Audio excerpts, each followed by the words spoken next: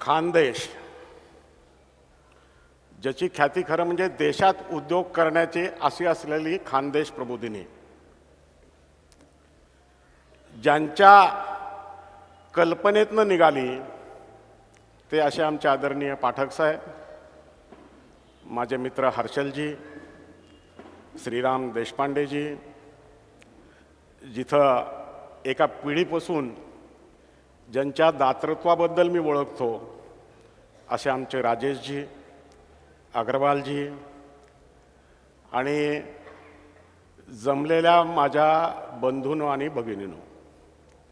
आत्ता जसं मॅडमने विचारलं की इथं कॉलेजमधले किती मंडळी आहेत, कॉलेजमधले किती आहेत? आपण सगळे स्टुडंट कॉलेजचे आहेत? Very good. मी असं गृहीत धरतो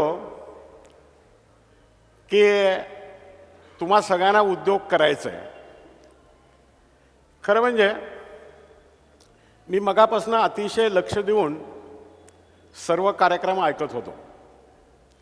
सूरज चौधरी असतील, बडगुजर असतील, पवार असतील आणि ह्या ज्या सगळ्यांना प्रेरित करणारे आमच्या हर्षलजी असतील, पाठक सर असतील, ईशा मॅडम असतील, त्यांची भाषणं ऐकल्यानंतर मला लहानपणी 5वीतली एक कविता आठवली. वि स खांडेकरांची एक छोटा तो लेख होता, त्याचं नाव होतं सुखाचा शोध. आणि त्याच्यामध्ये त्याच्या लाईन होत्या, मधु घटची भरले तुझ्या घरी, का वनवन फिरसी बाजारी, मोत्या इवला मनी सानुला, तू का कुरवाळले कधी. खांडेकर म्हणतात की प्रत्येक माणूस हा सुखाचा शोध घेत बाहेर फिरतोय, पण ती फिरण्याची गरज नाही. कारण मधुघटची भरले तुझ्या घरी. अरे तुझ्या घरातच इतकी समृद्धी साम्राज्य आहे की बाहेर तो शोध घेण्याची गरजच नाही. त्यात थोडा दृष्टिकोन बदलायची गरज आहे. आणि त्यांना सांगितलं की अरे तू कधी घरी आल्यानंतर जी तुझी मनीमू आहे, जी गाय आहे, जे कुत्रा आहे, त्याच्यावर कधी हात फिरवलंस का? त्याच्यातलं सुख कधी घेतलास का?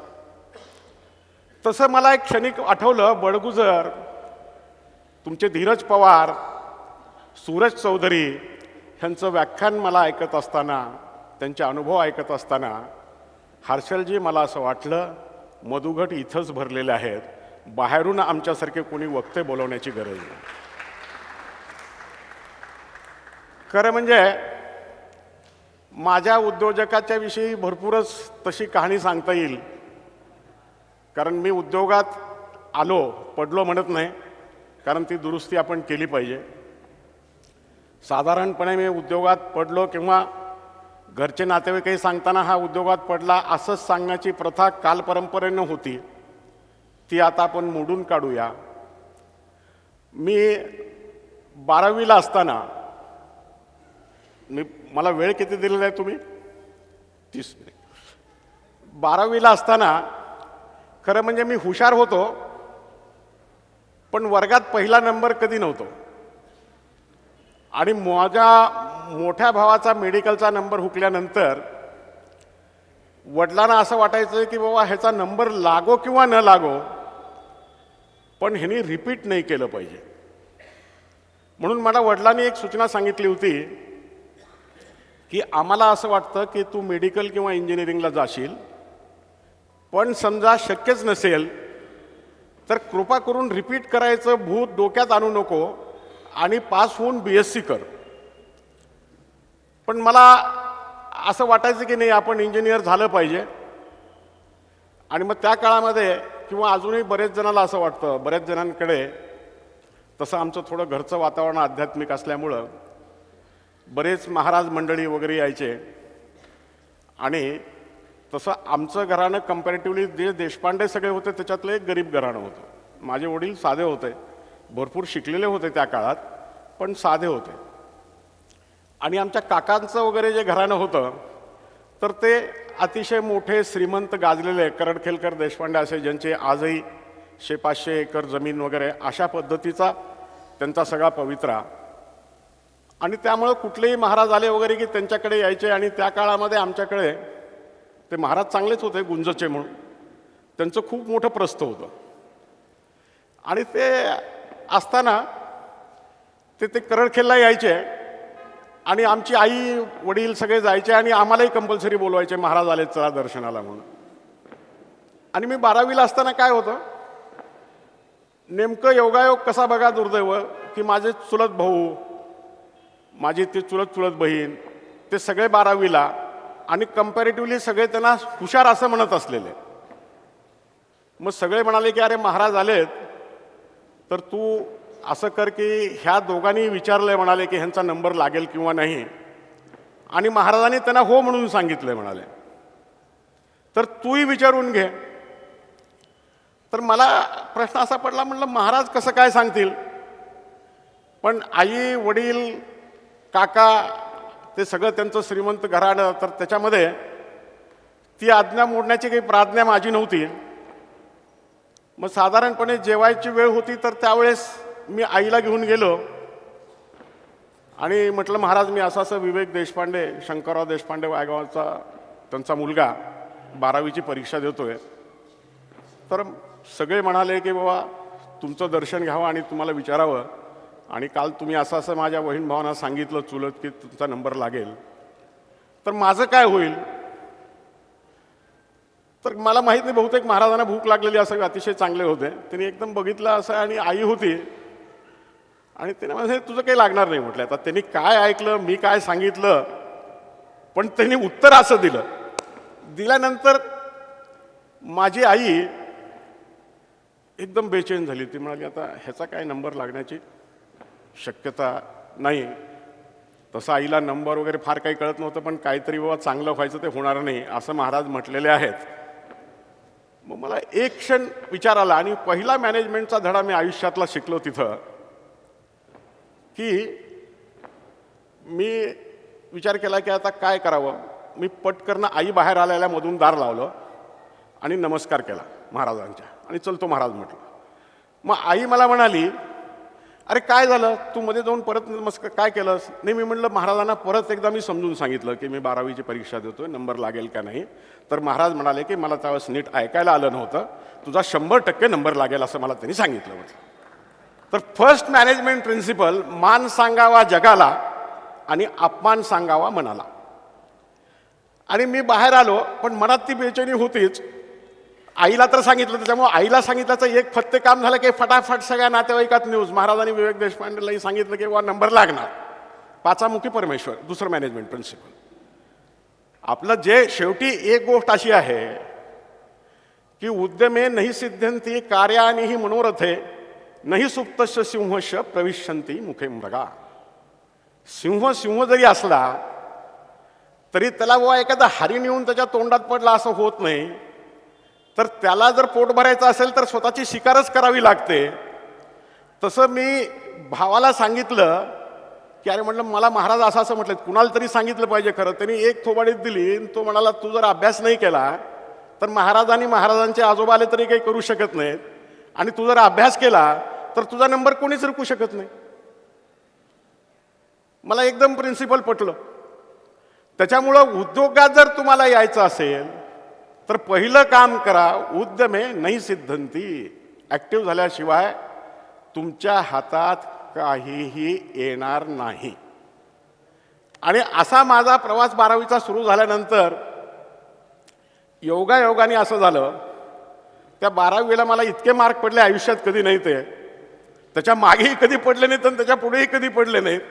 पण माझा नंबर योगायोगाने दोन्ही ठिकाणी लागला, मेडिकल आणि इंजिनिअरिंग. सगळ्यांची इच्छा मी मेडिकलला जावं अशी होती, पण मी इंजिनिअरिंगचं फील्ड सिलेक्ट केलं. कारण त्या काळामध्ये खूप मोठ्या वॅकन्सीज होत्या आणि BE झाल्या ताबडतोब नोकरी मिळत असे. आणि त्या काळामध्ये सुद्धा 4 डिजिटची नोकरी मिळत असे. पण आम्ही इंजिनिअरिंग मी घेतलं तर तिथे एक माझा खूप चांगला मित्रांचा ग्रुप तयार झाला.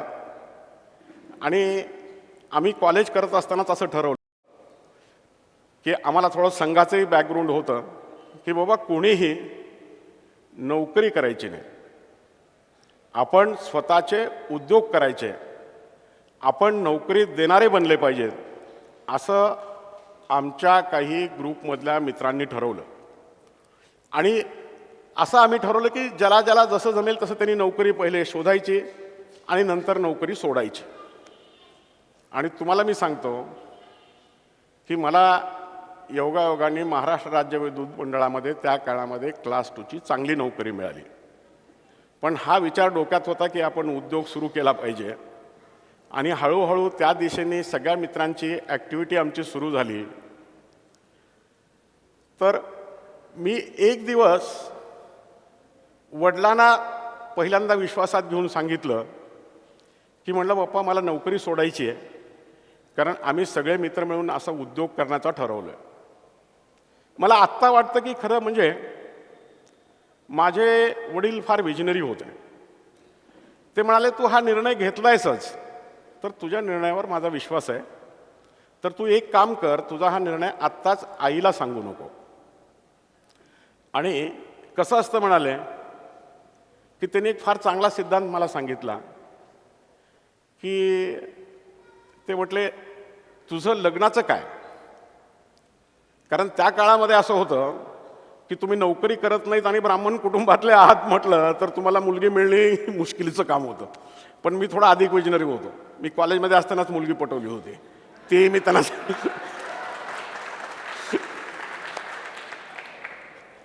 आणि उद्योगामध्ये अजून एक प्रिन्सिपल मी तुम्हाला सांगतो की नेहमी पॉझिटिव्ह एनर्जी देणारे, आपल्यापेक्षा ज्ञानवान असणारे, आपल्यापेक्षा मोठे असणारे असे लोक जवळचे केले पाहिजेत. म्हणून मी त्या काळात सुद्धा माझ्यापेक्षाही 1 वर्षांनी सिनियर म्हणजे टीईत असताना मी बीईतली मुलगी पकडली होती आणि तिच्याशी लग्न करायचं ठरवलं होतं. आणि तेही परजाती होतं. तर मी माझ्या वडिलांना तेही सांगून टाकलं. ते म्हटले आता तू तर असं केलास की 1 म्हणता 2, आता हे सांगायचं कसं लोकांना. आणि बरेचदा सामान्य कुटुंबात किंवा मध्यमवर्गीयामध्ये लोक काय म्हणतील ह्याची फार मोठी भीती असते. म्हणून मी तुम्हाला एक कळकळीने सांगतो, तुम्हाला कधी उद्योग करायचा असेल, तुम्हाला काही चांगलं काम करायचं असेल, तुम्हाला बाबा त्याच्यामध्ये फेल्युअर येईल अशी भीती वाटत असेल तर अजिबात घाबरू नका. लोक काय म्हणतील ह्याचा विचारच करू नका. तुम्हाला काय वाटतंय, व्हॉट इज युअर ॲटिट्यूड, तुमचा अंतरात्मा काय म्हणतो, ही सगळ्यात महत्त्वाची गोष्ट आहे. तर मला वडील असं म्हणाले की एक गोष्ट अशी आहे, तू नोकरी सोडायलाही हरकत नाही आणि परजाती मुलीशी विवाह करायलाही हरकत नाही. पण ते म्हणाले त्याच्यामध्ये एक सिद्धांत असा असतो, आपण खेड्यातले, आपल्या घरावर थोडंसं कर्ज आहे आणि समजा हे जर माहिती झालं लोकांना तर ते म्हणतील की अरे ह्याला काय वेळ लागलं की काय, चांगली नोकरी सोडून हे करायला, त्या परजाती मुलीशी लग्न काय करतो. पण ते म्हणाले एक गोष्ट कर, तू मनाशी एक पक्का तुझा निर्णय घे आणि तू स्वतः ठरव की बा मी ह्याच्यामध्ये यशस्वी होणारच आहे. म्हणाले लोकांचं कसं आहे, 3 कॅटेगरी असतात म्हणाले. समजा आपण यशस्वी झालो, खूप यश मिळवलं, तर सुरुवातीला यश मिळण्यातला जो ट्रान्झिट पिरियड असतो तर त्याच्यामध्ये जे लोक दूरचे आहेत तर ते 3, 4, 5 दिवस त्यांच्या कुवतीप्रमाणे हा मूर्ख आहे, नालायक आहे, अक्कल नाही अशा पद्धतीने म्हणतात. त्याच्यापेक्षा जे आहेत तर ते अजून 1 महिनाभर जवळचे नातेवाईक वगैरे, अरे चांगली नोकरी लागली होती, डोकं फिरलं, सोडलं, काय चाललंय काय माहिती नाही, ही दुसरी कॅटेगरी आहे. आणि तिसरी कॅटेगरी म्हणाले तू जर यश संपादन केलं तर लोक रिव्होल्यूशन म्हणून डोक्यावर घेतात. त्याच्यामुळं आपला स्वतःचा निर्णय हा पक्का असला पाहिजे. तर तू जे घेतलेले निर्णय आहेत त्याच्यावर माझा विश्वास आहे, तू निश्चितपणे नोकरी सोड आणि चांगला उद्योग कर. आणि मी तुम्हाला सांगतो की मी नोकरीचा राजीनामा बाय टेलिग्राफिक दिला. माझ्या इंजिनियरला सांगितलं की I hereby resign, please accept it. तर त्यालाही असं वाटलं की हे बहुतेक पहिलेपासूनच ह्याचं डोकं काहीतरी हे होतं. ते मला घरी आले, ते म्हणाले अरे अशी चांगली नोकरी कोणाला मिळत नाही, तुझं काय ठरलं आहे? मी त्यांना म्हटलं माझं सगळं व्यवस्थित ठरलं आहे, मी उद्योग करणार आहे आणि माझ्यासोबत खूप माझे चांगले मित्र आहेत. बरं, आमच्या घराची परिस्थिती अशी काही नव्हती की चला बाबा काढला आणि एक 5-25 लाखाचं कॅपिटल दिलं. होतं काय तर एक चांगलं शिक्षण होतं. मग तसं म्हटल्यानंतर आईलाही नाही नाही म्हणेपर्यंत बातमी समजलीच. मग त्या काळामध्ये आमचे मामा तहसीलदार होते. तर आईने त्यांना सांगितलं, अरे तू तर काही सांगून ऐकतो का तो बघ, आमचं तर काही ऐकण्याची शक्यताच नाही कारण तुझा काही प्रभाव. मग मला मामाने विचारलं की अरे तू ठरवलेस? मी म्हटलं मामा मी ठरवले आणि मी ह्याच्यामध्ये यशस्वी होणार आहे. आणि त्याच्यामध्ये त्या काळामध्ये तुमची इच्छा किती आहे ह्याच्यावर, तुमच्याकडे पैसे आहेत की नाही, तुम्हाला बॅकग्राऊंड आहे का नाही, तुम्हाला त्याचं नॉलेज आहे का नाही, ह्या गोष्टी गौण ठरतात. तुमची आंतरिक तळमळ, तुमची आंतरिक इच्छा, तुमची आंतरिक जळजळ, हे मला करायचे हे किती आहे त्याच्यावर तुमच्या ह्या सगळ्या पुढच्या गोष्टी अवलंबून राहतात. तर त्याच्यामध्ये माझे मित्र होते बलराम यर्मे, आमचा सगळा मोठा ग्रुप होता, आम्हाला संघाचं बॅकग्राऊंड होतं. आणि त्यांनी सांगितलं की सामर्थ्य आहे चळवळीचे जो जे करील तयाचे, परंतु तेथे भगवंताचे अधिष्ठान पाहिजे. आणि भगवंताचं म्हणजे प्रयत्नाचं अधिष्ठान पाहिजे. आणि मग त्या प्रयत्नाने आम्ही पहिला बिझनेस मी सुरू केला. आणि त्या काळामध्ये स्टेट बँक ऑफ इंडियाची एक योजना होती, जर इंजिनियर एंटरप्रेनर जर असेल तर त्याला 10% हे सीड कॅपिटल किंवा 1 lakh rupees which ever is maximum state bank of India without interest contribute करत असेल. आणि मला तुम्हाला सांगायला अतिशय आनंद वाटतो, त्या काळामध्ये ते लोन घेतलेला आणि परत फेडलेला मी एकमेव एंटरप्रेनर त्या काळात असल्यामुळं त्यावेळेस स्टेट बँक ऑफ इंडियाच्या चेअरमननी माझा सत्कार केला होता. उद्योग म्हणजे कसं आहे मी तुम्हाला सांगू का, उद्योगामध्ये अडचण भरपूर आहेत आणि दुसरी गोष्ट अडचणी काहीच नाहीत. त्याच्यामध्ये you should go with the principle and practice of the business. कसं आहे, उद्योग करत असताना एक समर्थ रामदासाचं जर टेक्निक आपण ऐकलं, 3 मॅनेजमेंट प्रिन्सिपल आहेत जे की काही वर्षापूर्वी ह्या PB शल्ली किंवा मोठे मोठे मॅनेजमेंट गुरु ह्यांच्यापेक्षा रामदासांनी सांगितलेलं आहे. काय सांगितलं आहे? पहिले ते हरिभक्त निरूपण, दुसरे ते राजकारण, तिसरे ते सावधान सर्व विषयी. पहिला हरिभक्त निरूपण, जरी तुम्हाला आता बोर झालं, जरी जेवायची वेळ झाली, जरी मी बोर बोलत असलो तरी ऐकून घेणं, हरिभक्त निरूपण. दुसरे काय म्हणतात ते लक्ष देऊन ऐकणं. दुसरे ते राजकारण. इथं आमचे नगरसेवक आणि महापौर मॅडम आल्या होत्या, तुम्ही घाबरायचं कारण नाही, इथून मी कुणाला राजकारणात जाऊन इलेक्शन लढा म्हणून सांगत नाही. राजकारण म्हणजे एका दृष्टीने एक चाणाक्षपणे काय गोष्टी चाललेल्या आहेत त्याचं ज्ञान घेणं, त्याच्यानुसार आपण बदलणं, त्यानुसार आपण आपली कारवाई करणं, दिस इज राजकारण. आणि तिसरं सावधान सर्व विषयी.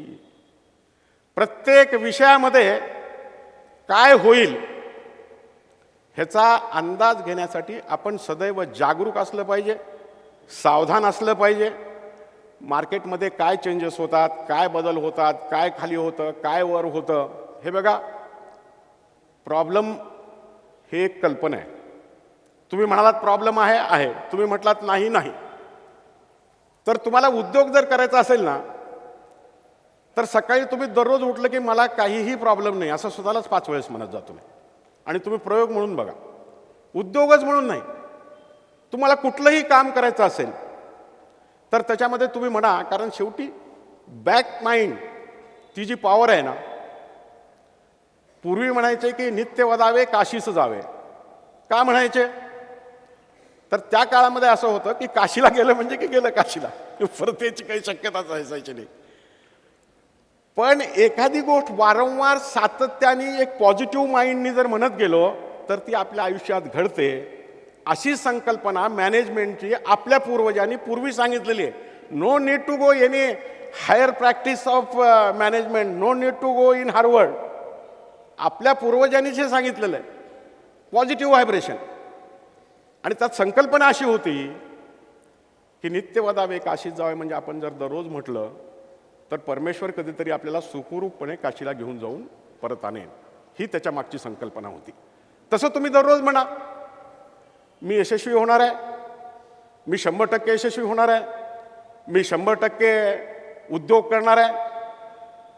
काय होतं, कुठल्याही चांगल्या गोष्टीला जसं म्हणतात ना की चॅरिटी होम, तसं मराठी माणसाला उद्योग बनायचा असेल, उद्योगी व्हायचं असेल तर प्रॉब्लेम स्टार्ट्स फ्रॉम होम. जसं मी तुम्हाला म्हणालो की मी उद्योगात 82-84 साली आलो, आपल्या घरीसुद्धा हा उद्योगात पडला, हो हा चौधरीचा पोरगा उद्योगात पडला. 2 महिने काय केलं काय समजलं नाही. बघा बँकवाले आले होते, मग संपला त्याचा, पडला. कोणतीही आई, इथं बऱ्याच भगिनी माता आलेल्या आहेत, कुठल्याही त्यांच्या मुलाला असं खेळवताना मी बघितलं नाही की ते म्हणतात हा इंजिनियर होईल, हा डॉक्टर होईल, हा अमुक होईल, हा तमुक होईल, पण हा एंटरप्रेनर होईल, हा उद्योजक होईल, असं म्हणून एखादी माता त्याच्या मुलाला खेळवत असलेलं मी कधीच बघितलं नाही. शेवटी कसं आहे, तुम्ही जे ठरवाल ते होणार आहे. अवधी कुठली आहे, तर त्या पॉझिटिव्ह माइंडने तुम्ही ठरवण्याची अवधी आहे. ते जर का तुम्ही बाय हार्ट, मनापासनं खंबीरपणे पॉझिटिव्ह मूडने पॉझिटिव्ह दिशेने जर ठरवलं तर जगातली कुठलीही गोष्ट तुम्हाला अडथळा करू शकत नाही आणि तुम्ही यशस्वी होणारच. ह्याच्याविषयी माझ्या मनात शंका मला जे अनुभव आले त्याच्यावरनं नाही. कारण माझ्या इतका वेडा माणूस, कमी ज्ञान असलेला, खेड्यातनं आलेला, जर इतकं जग पालतं घालून येऊन इतका यशस्वी होतो, तर तुम्ही तर इतके हुशार मंडळी आहात, तर 100% तुम्ही यशस्वी होणार ह्याच्याविषयी माझ्या मनात शंका नाही. काय असतं, एक फोकस आपला प्रयत्न पाहिजे. सदैव आपल्याला काय करायचं आहे ह्या गोष्टीचं नित्य स्मरण पाहिजे. पूर्वी सकाळी उठलं की भूपाळी अभंग म्हणण्याची प्रथा कशासाठी होती? That was the positive vibrations. आणि म्हणून कसं आहे बघा, मी तुम्हाला एक सांगतो, माझ्या उद्योगात मी पहिला व्यवसाय बोरवेलचा केला. आणि एकदा असं झालं, मला वाटतं इट वॉज पिरियड ऑफ 88, जसं मागच्या वर्षी पाऊस झाला तसा प्रचंड पाऊस झाला महाराष्ट्रामध्ये. पाऊस झाल्यानंतर मी म्हटलं की आता ऑर्डर तर मिळणार नाहीत गव्हर्नमेंटच्या, कारण पाण्याचं दुर्भिक्ष असलं तरच आपल्याला ऑर्डर मिळणार. दुर्भिक्ष तर सगळं संपलं, जिकडं तिकडं पाणी, विहिरीला पाणी. मग मी विचार करत होतो की बाबा काहीतरी करून आपल्याला एक किमान 100 बोरची ऑर्डर घेतलीच पाहिजे. जर ती ऑर्डर नाही झाली तर इतका मोठा स्टाफ, इतकी मशीन, सगळं मेंटेनन्स, बँकाचे हप्ते कसं देणार? मग माझ्या डोक्यात एक कशी योजना आली, तसे माझे कनेक्टिव्हिटी, आत्ता त्या मॅडमनी सांगितलं बघा, कनेक्ट असलं पाहिजे लोकांशी. जे रामदासांनी सावधान जे म्हटलं त्याचा earth it covers everything. You should be connected with all people. ह्याचं काय चाललंय, ह्याचं काय चाललंय. मी एका फिनरलला गेलो आणि ते अंत्यविधी झाल्यानंतर माझ्यासोबत त्या काळात मुन्शीला गौतम म्हणून आमच्या महानगरपालिकेचे कमिशनर होते. मग ते फिनरल वगैरे झालं, ते राग म्हणजे नॉर्मली सगळे फ्रस्ट्रेट फेडअप होतातच. मग तसं झाले आणि तिथं पाय धुवायला पाणीच नाही काही तिथं त्या स्मशानभूमीमध्ये. मग मी त्यांना म्हणालो की काय सर, म्हणजे तुम्ही कमिशनर आहात, किती वाईट गोष्ट आहे म्हटलं ही, साधं पाय धुवायला पाणी नाही. तर म्हणे विवेक जी क्या करना चाहिए? म्हटलं सर मैं सोल्यूशन बताता हूँ, मगर वो आप सीरियसली स्टडी करके वो करना चाहिए. बोले क्या करना चाहिए? म्हटलं हर एक स्मशान भूमि में बोरवेल लेना चाहिए और हाथ पंप बिठाना चाहिए. तर त्यांना इतकं पटलं ते, त्यांनी मला दुसऱ्या दिवशी बोलवलं. त्या काळामध्ये काही मोबाईल नव्हते. मला बोलवलं, ते म्हणा अरे विवेक जी तुमने बोले मगर वो कैसा करेंगे? म्हटलं सर मैं करूँगा. अरे मगर वो टेंडर निकालना पड़ेगा ना. टेंडर निकालना पडेगा म्हटल्यानंतर मग मी म्हटलं की सर त्याच्यामध्ये कसं आहे की माझी ही गव्हर्नमेंट अप्रूव्ड एजन्सी आहे आणि ह्या बोरवेलचे गव्हर्नमेंट अप्रूव्ड रेट आहेत. तर मी एक GSTतनं पत्र आणतो की बाबा हे जे की तुमचे बोरवेल आहेत आम्ही सर्वे करून देतो आणि तुम्ही अप्रूव्ड एजन्सीला काम द्या, विदाउट कॉलिंग टेंडर द्या. त्यांना इतकं पटलं, ते म्हणाले मगर वो सब आप पेपर वर्क करोगे? हाँ, म्हटलं मैं बिल्कुल करूँगा. मी तुम्हाला सांगतो, मग त्यांना असं वाटलं अगोदर की काहीतरी स्मशानभूमी म्हणजे 10-20 असतील. मी दुसऱ्या दिवशीपासून कामाला लागलो की किती स्मशानभूमी आहेत. तर यू विल नॉट बिलीव्ह, त्या काळामध्ये 237 स्मशानभूमी संभाजीनगरमध्ये होत्या. मी दुसऱ्या दिवशी सगळी यादी, ह्या समाजाची, त्या समाजाची, बुरुड समाज, ब्राह्मण समाज, वाणी समाज, तेली समाज, सगळी यादी करून घेऊन गेलो. म्हटलं सर, अरे बोले ये क्या 237? हाँ म्हटलं सर 237, मैं फिजिकली जाके आया हूँ. ते एकदम सरप्राइज झाले. म्हणले 237? मगर विवेक जी, मुझे तो लगा था 5-10 होंगे कि यार. म्हणलं सर ये बहुत बड़ा सोशल वर्क है और सबको पानी मिलेगा, सब मतलब हाथ पाए सब धो के जाएंगे और वो होने के बाद में आपका नाम लेंगे. मतलब बड़ा नाम हो जाएगा. बोले यार वो 237 तो नहीं, 100 बोरोड का आप वर्क दे देंगे. बोले महाराष्ट्रामध्ये इतर कुठल्याही बोरवेल मशीनला काम नव्हतं, पण मी 100 बोरवेलचं काम केलं.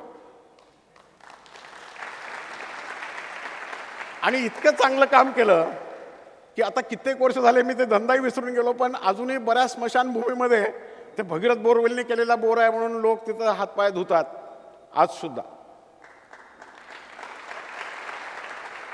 मी नंतर गेलो त्यांच्याकडे, म्हणलं सर देखो. मग मी बरेच त्यांच्या हातनं उद्घाटनं केली. जे जे लीडर असतील, आता इथं नगरसेवक साहेब आहेत, त्यांना माहिती आहे स्टँडिंग कमिटी चेअरमन किती त्रास देत असतो ते, तर त्यालासुद्धा मी घेऊन गेलो, त्यालाही दाखवलं. महापौर, उपमहापौर, दररोज एक नारळ फोडायला आपल्याला काय गेलं. म्हणजे कनेक्टिव्हिटी आपली व्यवस्थित पाहिजे, म्हणजे मॅनेजमेंट पक्की पाहिजे. मग ते झाल्यानंतर मी म्हटलं सर वो 100 तो हो गए मगर कम से कम 100 और भी करना. आणि मी काय केलं, ते करत असताना जे स्मशानभूमीवाले होते, अरे तुम्हारा नंबर ही नहीं आया, ये क्या सैंक्शन ही नहीं हो गया तुम्हारा. ते जायचे कमिशनरकडे, अरे सर वो उधर हो गया मेरा क्यों नहीं. मग मी त्याला तोपर्यंत बॉडी आली होती, प्रशासक जाऊन त्या नगरसेवकाच्या मागे लावून दिलं, जा तू त्याला भेट, त्याला भेट. ते सगळे नगरसेवका धरायचे, अरे वो बाजू के वार्ड में हो गया, मेरे वार्ड में हुआ ही नहीं. मग तसं म्हटल्यानंतर ते परेशान झाले कमिशनर. ते म्हणाले अरे विवेक जी तुमने कुछ तो किया है. म्हणलं सर मैं बिल्कुल नहीं किया, मगर मुझे और 100 बोर करने का है. मगर बोले यार वो बहुत क्रिटिसिज्म हो गया, अभी अपन को टेंडर निकालना पड़ेगा. मतलब सर टेंडर निकालो, मेरिट बेस, हम तो मेरिट के सिवा यही नहीं करते. वो लास्ट टाइम शहर की जरूरत थी करके मैंने कर दिया, टेंडर निकालो. तोपर्यंत सगळीकडे गाजावाजा झालाच होता, कारण तुमचे स्पर्धक असतातच. अरे ह्याने 100 बोरचं काम केलं, एस्टिमेट रेटनी केलं, गव्हर्नमेंट रेटनी केलं, असं केलं तसं केलं, चांगलं वाईट जे जे काही यायचं पेपरमध्ये आलं, पण आपण काम उत्तम केलं होतं. मग त्याच्यामध्ये दुसऱ्या 100साठी टेंडर निघालं. टेंडर निघाल्यानंतर मी काय केलं, ते टेंडर भरलं, कारण तोपर्यंत मला शहराची पूर्ण माहिती झाली होती टोपोग्राफीची. मी जसं म्हटलं तुम्हाला की काम करत राहायला पाहिजे, यू शुड बी ॲक्टिव्ह. जसं म्हणतात ना, तयार होण्याच्या अगोदर चालायला लागलं पाहिजे उद्योगामध्ये, नाहीतर मी तयार होतो आलो असं नाही चालत. You should be very active. मग त्याच्यामध्ये मी ते टेंडर भरलं आणि टेंडरमध्ये मी डोकं असं लावलं, मला सगळी टोपोग्राफी माहीत होती. त्याच्यामध्ये 20 मीटरचा किसिंग पाईप लागतो त्या बोरवेलमध्ये, तो धरला होता. तर मला माहीत होतं कुठेही 3 मीटरपेक्षा जास्त लागत नाही, कारण 100 बोर मीच केले होते. आणि त्याचा रेट होता 270 आणि बोरवेलचा रेट होता 210 रुपये. तर जे कोणी कॉम्पिटिटर होते त्या बोरवेलच्या रेटमध्ये कमी करायचे, 200 पासून 150 पर्यंत आले काही. मी काय केलं, तिथं तो रेट 175च ठेवला आणि केसिंग पाईपचा रेट मी विचार केला की 3 मीटर म्हणजे 180 रुपये लागतात, 60 रुपयाला मिळायचं. मी 1 रुपया रेट टाकला, 1 रुपया पर रनिंग मीटर. आणि 25 टेंडरच आले, कारण ते सगळे टपूनच होते की ह्याने इतकं काम केलेलं आहे म्हणून. हा बिलो, तो बिलो, सगळ्याचे बिलो. पण टोटल बिलोमध्ये माझंच बिलो, कारण जिथं 270 रुपये प्रमाणे 270 गुणिले 20 ही जी काही 4,500-5,000 हजार रुपये किंमत व्हायची, ती माझी 1 रुपया आहे. त्याच्यामुळे टोटल कॉस्टिंगमध्ये भगीरथ बोरवेल लोएस्ट. मग त्या ह्याच्यामध्ये इतका हंगामा झाला त्या टेंडर ओपनिंगमध्ये. तोपर्यंत पहिले कमिशनर जाऊन दुसरे अरविंद रेड्डी म्हणून आले होते. मग ते म्हणाले, मला त्यांनी बोलले विवेक तुम्हाला कुछ गलती हो गई क्या भरने में. बोले नहीं सर बिल्कुल गलती नहीं हो गई, वो बराबर भर दिया है मैंने. बोले सबके रेट है 270 के बजाय किसने 220 भरा है, 225 भरा है और तुमने तो 1 रुपया भरा है. तो म्हटले मला आता बडी मीटिंग ठेवावं लागेल म्हणाले ह्याच्यासाठी. म्हटलं बिलकुल सर मीटिंग ठेवा म्हटलं. 50-60 नगरसेवक, ते सगळे कॉम्पिटिटर. मग त्याच्यामध्ये त्यांनी हे ठेवली, मीटिंग ठेवली. मग सगळ्यांचं मग असं करा, ह्यांच्याकडनं केसिंग पाईप घ्या, ह्यांना बोरची हे देऊ नका, हे 1 रुपया तर हे कसं होतं तसं कसं होतं. मग सगळं झाल्यानंतर नॅचरली सगळ्यांची टीकाच माझ्यावर असल्यामुळे उत्तर द्यायला शेवटी मीच होतो. मग मी जाताना एक पेपरमध्ये जाहिरात आली होती, ती मी घेऊन गेलो होतो. म्हटलं सर ही जाहिरात आहे. म्हटलं ही जाहिरात अशी आहे की ते ब्रुक बॉन्डचा चहाचं त्यावेळेस खूप मोठी ॲडव्हर्टाईजमेंट यायची. ते जर जाहिरात अशी होती की तुम्ही 5 किलो ब्रँडचा जर तो पुडा घेतला तर तुम्हाला 1 लाईफ बॉय फ्री. म्हटलं सर हे म्हणतात माझ्या पाईपची क्वालिटी खराब असणार आहे. म्हटलं आता ह्याच्यावर जे लाईफ बॉय मिळणार आहे साबुन, तर त्याची क्वालिटी खराब असणार आहे का? अरे ये तो बराबर है बोले. म्हटलं it is a promotional policy, आप मुझे 100 बोर की ऑर्डर दे रहे, गवर्नमेंट को फ्री नहीं दे सकते बोल के मैं 1 रुपये में पाइप दे रहा हूँ. आणि I bagged another 100 bores order in the very very bad situation. म्हणजे तिथं ऑर्डरच मिळत नव्हती. मग त्याच्यानंतर योगाने माझाही म्हणजे सुरुवातीपासून कॉन्फिडन्स होताच. कदाचित नाव देशपांड्याचाही परिणाम असेल. आणि मी एक स्वतः असं ठरवलं, वेळ झाला आहे का, वेळ झाला की सांगा. असं आहे की एक संस्कृतमध्ये सुभाषित आहे, नाभिषेको न संस्कारो, नाभिषेको न संस्कारो सिंहस्य क्रियते वने, स्वयं विक्रम अर्जितस्य स्वममेव मृगेंद्रता. कधीही जंगलाचा राजा कोण असतो? कोण असतो? सिंह असतो. मग त्या सिंहाचा काय राज्याभिषेक करतात का? चल रे बाबा तू राजा आहेस म्हणून. तर ते स्वतःच्या पराक्रमाने, स्वतःच्या ताकदीने एक दिवस एक हरिण पकडून त्याची शिकार केली. स्वयमेव मगेंद्रता. कुणी राज्याभिषेक करण्याची गरज नाही, कोणी काही करण्याचं. स्वतःचं स्थान स्वतःच्या पराक्रमाने सिंह हासिल करतो. तसं मित्रांनो, तुम्हाला उद्योग करायचा असेल तर स्वतः पराक्रम केले पाहिजे, स्वतः उद्योग केला पाहिजे, निर्भय बनलं पाहिजे, कुठलंही इमॉरल काम नाही केलं पाहिजे. आणि तुम्ही जर बरोबर असाल तर प्रसंग येत राहतात.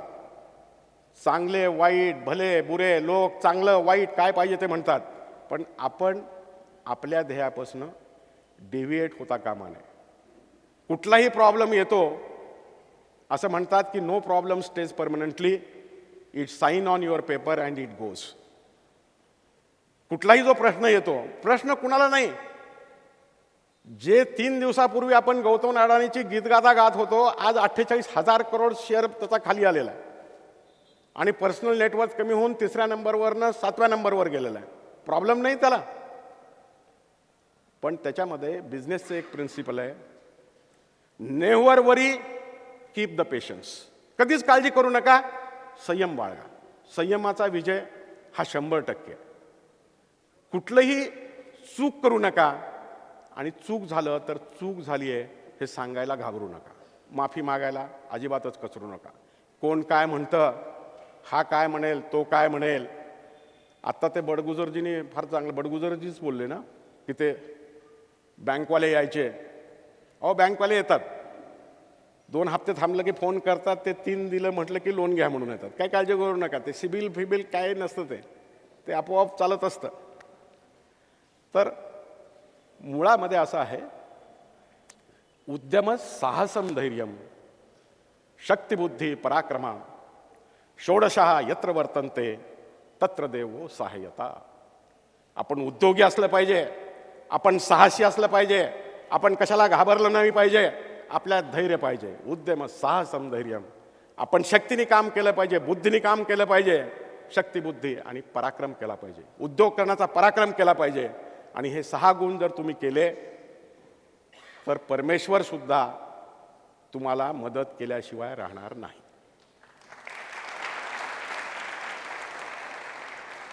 माझ्या उद्योगाविषयी मी इथपर्यंतचा टप्पा संपवल्यानंतर पुढे कशी भरारी घेतली, किती घेतली, त्याच्याविषयी सांगण्याचं खूप मटेरियल पेपरमध्ये आवलं आहे. मी एकच सांगतो, आम्ही भरपूर कामं केली. त्याच्यामध्ये तुम्हाला मी जसं म्हटलं तसं स्मशानभूमीमध्ये काम करताना तर मला असा प्रसंग आला त्या बोरवेलच्या वेळेस की ते आमचे लोक घाबरून यायचे. ते ड्रिलर वगैरे, साहब वो उधर भूत है. अरे भूत है काय? नहीं नहीं सर वो जल रहा था ना, वो ऐसा हो गया, उन्होंने रोटी खाया. अरे म्हटलं चलो मैं भी आ जाता हूँ. यू विल नॉट बिलीव, मी 7-7 दिवस माझ्या कर्मचाऱ्यासोबत, माझ्या ड्रिलरसोबत स्मशानभूमीमध्ये बोरवेल केली. स्वतः बोरवेल करायला शिकलो. अरे म्हटलं भूत वगैरे काही नसतं, आपल्यापेक्षा मोठं भूत कोणीच नाही.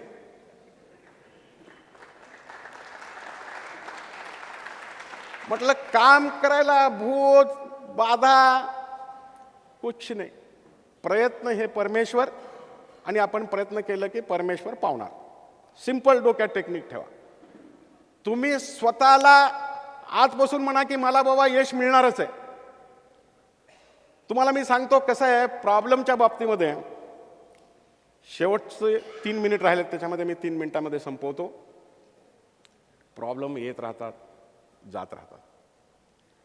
जसं मी तुम्हाला म्हटलं की हर्षलनी ह्या एंटरप्रेनरला फंडिंग उत्पन्न करून दिलं, ते चांगले उभे राहिले, ते त्यांनी खूप जणाला उद्योग दिला, अजून देतील, अजून मोठे होतील. ह्या प्रेरणा घेऊन अनेक उद्योजक येतील.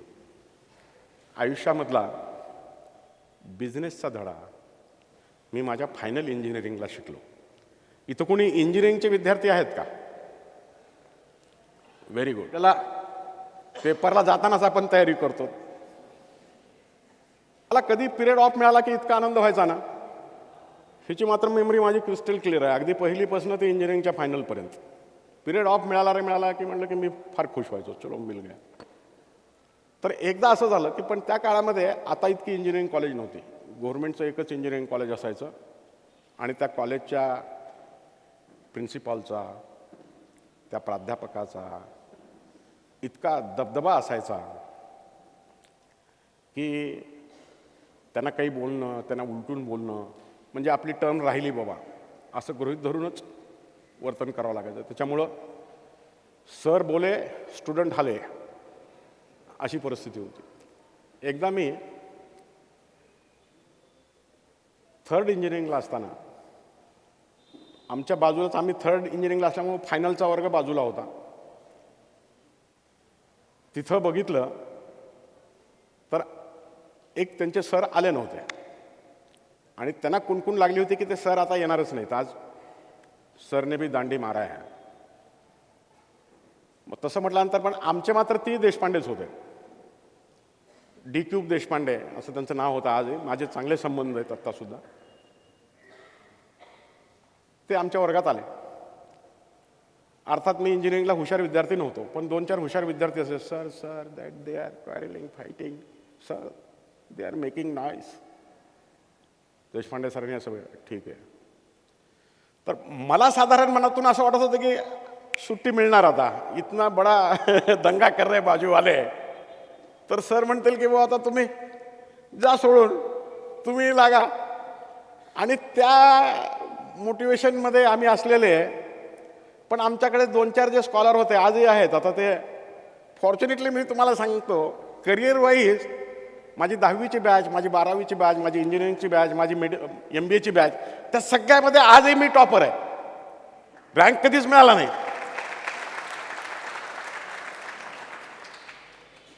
तर अडचणी येतच असतात. तर मी हा तुम्हाला किस्सा सांगत होतो, तो आवाज वाढत गेला अजून. आणि जसा जसा तो आवाज बाजूच्या वर्गातला वाढत होता, तसं तसं मी खुश होत होतो, कारण आता इतका आवाज चालला तर सर काय शिकवणार आपल्याला. आणि त्याच्यातले जे 4-5 जे हुशार उद्योगी होते ते जाऊन इंग्लिशमध्ये काय म्हणायचे, sir they are making noise, that what will have to do, just wait असं म्हणायचे सर. बरं, सर इतक्या टाईटली म्हणायचे की काही प्राज्ञा नव्हती त्यांना बोलायची, कारण एकच कॉलेज, काय उलटं बोललं आणि ठेवला पेपर म्हणजे संपला विषय. आणि असाच मोठा बोर्ड होता, आणि तो आवाज इतका वाढत गेला की आम्हाला काहीच ऐकायला येत नव्हतं. आणि माझी तर खात्री पटली होती की ती आता सुट्टी होणार. पण तितक्यात आमचे देशपांडे, त्यांचा आवाजही खणखणीत होता. त्यांनी असं चॉक पीस घेतला, कट करणं मोडला, आणि एकदा इकडं असं गेलं, आणि एकदा बोर्डाकडे बघितलं आणि टाळी वाजवली. 1 मिनिट. आमचा वर्ग शांत झाला, म्हणजे बाजूचा गोंधळ चालूच होता.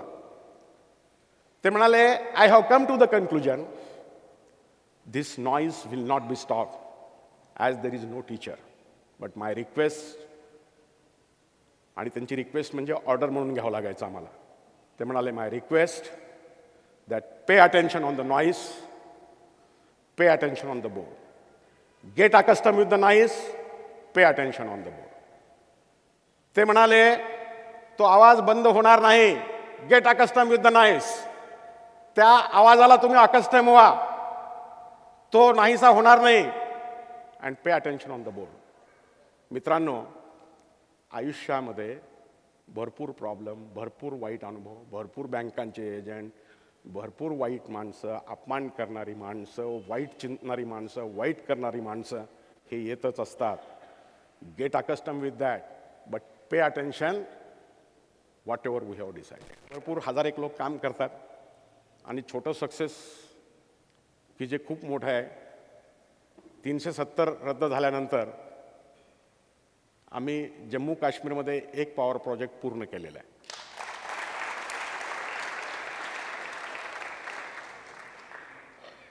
एकदा तुम्ही ते यश कमावलं, हे करत असताना खूप त्रास होतो. यश त्याची व्याख्या वेगवेगळ्याच्या मतातनं वेगवेगळी आहे, सामाजिक दृष्टिकोनातनं वेगळी आहे.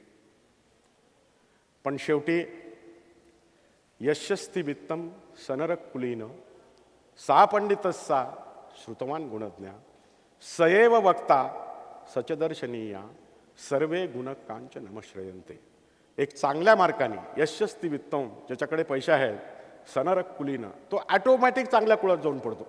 कुठलाही दुर्जनाचा राहू द्या, चांगल्या मार्गाने पैसे कमवले तर कोणी विचारतं का?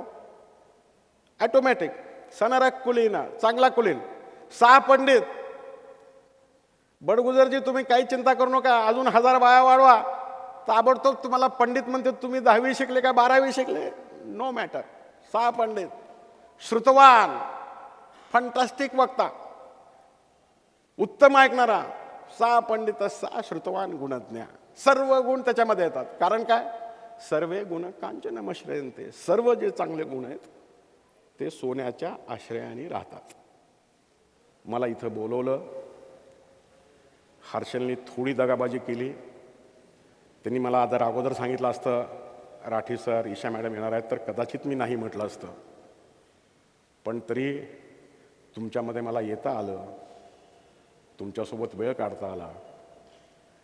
काही मलाही माझ्या जुन्या आठवणीला उजाळा देता आला.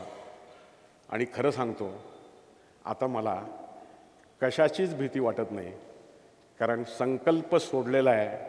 आम्ही यशस्वी होणारच, आणि तो सिद्धीच गेलेला आहे, कारण माझं सेकंड जनरेशन बिझनेसमध्ये आलं आहे. धन्यवाद.